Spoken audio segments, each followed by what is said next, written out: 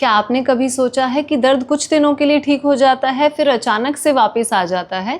ऐसा इसलिए होता है क्योंकि दर्द सिर्फ एक सिग्नल है, एक संकेत है। असली समस्या हमारी रोज़ की आदतों में छुपी हुई होती है, जैसे गलत तरीके से बैठना या मोबाइल फ़ोन चलाना या गलत तरीके से सोना या गलत तरीके से सामान उठाते हैं। ऐसा करने से बार बार आपकी रीढ़ की हड्डी पे प्रेशर पड़ता है, दबाव पड़ता है, जिसकी वजह से दर्द दोबारा लौट आता है। आज मैं आपके साथ 7 बड़ी ऐसी गलतियां शेयर करूंगी जिन्हें सुधार के आप अपने कमर दर्द को दोबारा होने से रोक सकते हैं। तो आइए शुरू करते हैं। नमस्ते, मेरा नाम है दीप्ति देसवाल, एक सर्टिफाइड योगा प्रोफेशनल। आइए आज अपने कमर दर्द के पार्ट 3 में हम आगे बढ़ते हैं। सबसे पहला है सोने की सही पोजीशन। अगर आप पेट के बल सोते हैं, बहुत ऊंचा तकिया लगाते हैं या मुलायम गद्दे पे सोते हैं तो इससे पूरी रात आपकी कमर पे तनाव बना रहता है, जिससे कमर दर्द वापस हो जाता है। सही तरीका है आप पीठ के बल सोएं और अपने घुटनों के नीचे एक तकिया रखें, या फिर आप एक साइड करवट लेते हुए सोएं और पैरों के बीच में एक तकिया लगा लें। मध्यम कठोर गद्दे पे आप सोएं। इसके लिए एक एक्सरसाइज मैं बता देती हूँ। इस तरीके से लेटते हुए अपने पैरों को मोड़ लीजिए, अपने पेट को अंदर की तरफ खींचेंगे और अपनी कमर को नीचे की तरफ दबाएंगे। 5 सेकंड तक रोकें। 1 2 3 4 5। रिलैक्स। दूसरा है बैठने की गलत आदत, हमारा सिटिंग पोस्चर। लंबे समय तक पीठ झुकाकर बैठना कमर दर्द की सबसे बड़ी वजहों में से एक है। इसका सही तरीका है कमर को सीधा करके बैठें, दोनों पैर पूरी तरीके से ज़मीन पे रखें। हर 30 से 40 मिनट के बाद 2 मिनट की वॉक करें। इसके लिए एक अभ्यास हम कर सकते हैं, कैट काउ पोज। इस तरीके से दोनों हाथ दोनों पैरों में गैप बना लेंगे, कलाइयाँ कंधे के नीचे, घुटने हमारे हिप्स के नीचे। करना क्या है, गहरी श्वास भरते हुए गर्दन को ऊपर उठाएंगे, कमर को नीचे ढीला छोड़ देंगे। श्वास छोड़ते हुए गर्दन को नीचे लेके आइए, कमर को ऊपर उठा लीजिए। इसी को करेंगे 8 से 10 बार।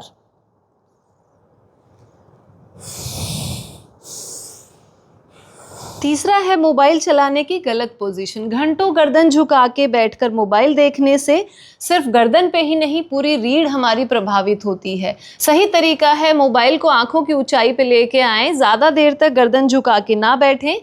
इसके लिए एक अभ्यास हम कर सकते हैं, चिन टक।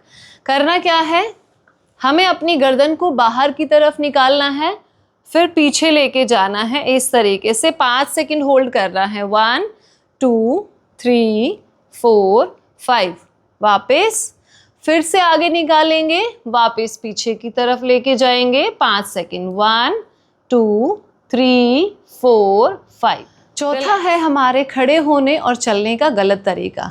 हम इस तरीके से एक पाँव पर ज़्यादा दबाव डालते हुए खड़े होते हैं या ज़्यादा गर्दन को, कंधों को झुकाते हुए चलते हैं। ये हमारी कमर पे अधिक दबाव डालता है। सही तरीका है दोनों पैरों पे बराबर वजन देते हुए खड़े होंगे, पेट को हल्का अंदर रखेंगे, कंधों को, कमर को सीधा रखेंगे और छोटे आरामदायक कदम लेते हुए चलेंगे।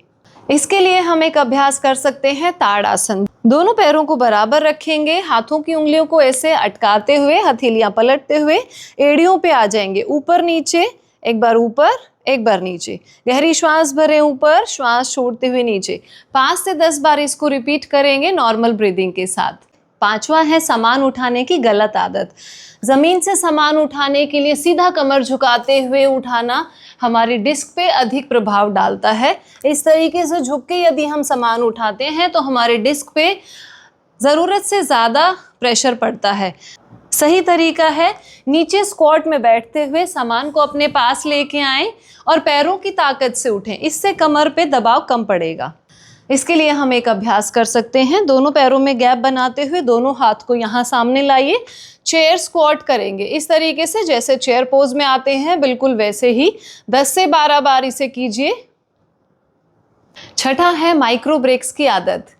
यदि आप ऑफिस में काम करते हैं या लंबे समय तक बैठे रहते हैं एक ही जगह पे, तो ज़्यादा देर बैठे रहने से आपकी कमर में दर्द बढ़ जाता है। तो इसके लिए अच्छा है हर 30-40 मिनट के बाद 2 मिनट के लिए टहलें, अपने कंधों को थोड़ा स्ट्रेच करें, कमर को हल्का स्ट्रेच करें और गहरी श्वास लें।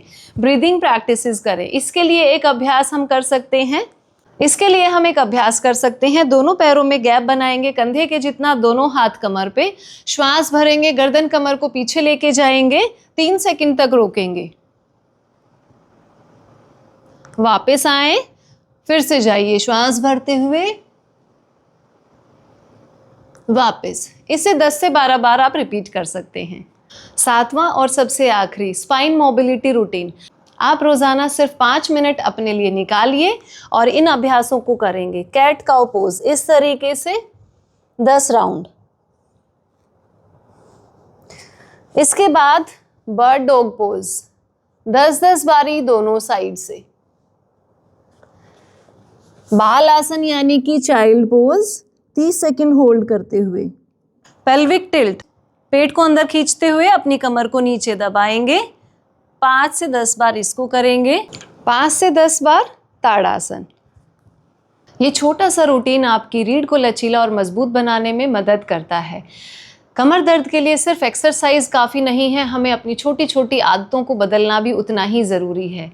अगर आपको ये वीडियो हेल्पफुल लगे, उपयोगी लगे, तो अपनी परिवार और अपने दोस्तों के साथ शेयर कीजिए। उन्हें शेयर कीजिए जो रोज़ाना सुबह उठते हैं कमर दर्द के साथ। और इस सीरीज़ के अगले पार्ट में मैं बताऊंगी कमर दर्द दोबारा ना हो, उसके लिए कौन सी एक्सरसाइज और लाइफस्टाइल रूटीन हम अपनाएं जिससे कि कमर दर्द बार बार ना हो। इसके लिए आप चैनल को सब्सक्राइब कीजिए, बेल आइकन को दबाना ना भूलें ताकि आपको नोटिफिकेशंस मिलती रहें। मिलते हैं पार्ट 4 में। नमस्ते।